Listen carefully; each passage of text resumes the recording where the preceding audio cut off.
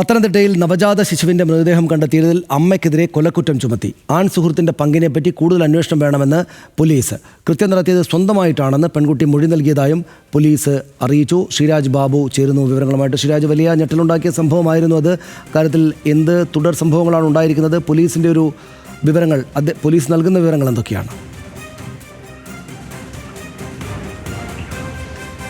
സനീഷ്, നേരത്തെ തന്നെ ഇത്തരത്തിൽ കുട്ടിയുടെ അമ്മയ്ക്കെതിരെ കൊലക്കുറ്റം ചുമത്തേണ്ടി വരുമെന്ന നിഗമനത്തിൽ തന്നെയായിരുന്നു പോലീസ് ഉണ്ടായിരുന്നത്. കാരണം ഇത്തരത്തിൽ കുട്ടിയെ വലിച്ചെറിഞ്ഞു എന്ന മൊഴി പോലീസിന് ഈ പെൺകുട്ടി നൽകിയിരുന്നു. അതിൻ്റെ അടിസ്ഥാനത്തിൽ അങ്ങനെ വലിച്ചെറിഞ്ഞ ഘട്ടത്തിൽ തലക്കേറ്റ ക്ഷതമാണ് മരണകാരണം എന്ന് തന്നെയായിരുന്നു പോലീസിൻ്റെ നിഗമനം ഉണ്ടായിരുന്നത്. അങ്ങനെയെങ്കിൽ ഈ പെൺകുട്ടിക്കെതിരെ കൊലക്കുറ്റം ചുമത്താതെ മറ്റ് നിർവാഹം പോലീസിനുമില്ലായിരുന്നു.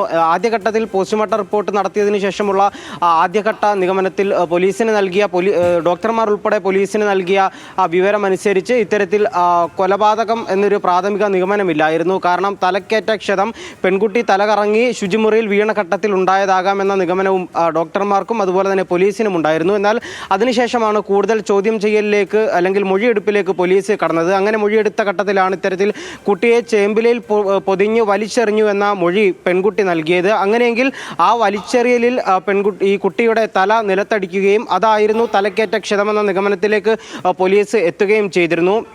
മറ്റൊരു പ്രധാനപ്പെട്ട കാര്യം ഈ പെൺകുട്ടിയുടെ ആൺ സുഹൃത്തിനെ സംബന്ധിച്ചാണ്. ആൺ സുഹൃത്തിന് ഈ കൃത്യവുമായി ബന്ധപ്പെട്ട് എന്തെങ്കിലും പങ്കുണ്ടോ എന്ന കാര്യവും പോലീസ് വിശദമായി അന്വേഷിക്കുന്നുണ്ട്. പോലീസിന് നിലവിൽ മനസ്സിലാകുന്നത് ഈ പെൺകുട്ടി ഒറ്റയ്ക്ക് തന്നെയാണ് ഈ കൃത്യം നിർവഹിച്ചത് എന്ന നിഗമനത്തിലാണ് പോലീസ് ഉള്ളത്. അതുപോലെ തന്നെ ഈ ആൺ സുഹൃത്തിന് ഈ സംഭവവുമായി ബന്ധമില്ല എന്ന നിലയ്ക്കാണ് പോലീസ് ആദ്യ പ്രാഥമിക നിഗമനം എന്ന രീതിയിൽ കരുതുന്നത്. എന്നാൽ അതിൽ കൂടുതൽ അന്വേഷണം വേണം. കൂടുതൽ വിശദമായ അന്വേഷണത്തിൽ മാത്രമേ അതിൽ കൃത്യമായ ഒരു നിഗമനത്തിലേക്ക് പോലീസിന് എത്താൻ സാധിക്കുകയുള്ളൂ.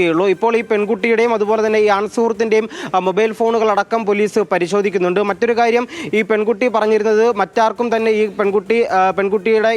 പെൺകുട്ടി ഗർഭിണിയാണെന്നോ അല്ലെങ്കിൽ ഈ കൊലപാതകത്തെ പറ്റിയുള്ള വിവരങ്ങൾ വീട്ടിലും ആർക്കും ഇല്ലായിരുന്നു എന്നാണ്. പക്ഷേ പോലീസ് അത് പൂർണ്ണമായും വിശ്വസിക്കുന്നില്ല. കാരണം പെൺകുട്ടിയുടെ അച്ഛനും അമ്മയും സഹോദരിയും മുത്തശ്ശിയും അടങ്ങുന്ന കുടുംബത്തിൽ ആർക്കെങ്കിലും ഇതിനെപ്പറ്റി എന്തെങ്കിലും തരത്തിലുള്ള വിവരങ്ങൾ ഉണ്ടായിരുന്നുവെന്നും ഈ കൃത്യത്തിൽ മറ്റാർക്കെങ്കിലും ഏതെങ്കിലും തരത്തിലുള്ള നേരിട്ടോ അല്ലാതെയുള്ള ബന്ധമുണ്ടോ എന്നുമുള്ള കാര്യമെല്ലാം പോലീസ് വിശദമായി അന്വേഷിക്കുന്നുണ്ട്. എന്തായാലും നിലവിൽ FIRൽ മാറ്റം വരുത്തും. ഇതുവരെ കൊലക്കുറ്റം ഈ പെൺകുട്ടിക്കെതിരെ ചുമത്തിയിട്ടില്ലായിരുന്നു. പക്ഷേ ഇനി കൊലക്കുറ്റം കൂടി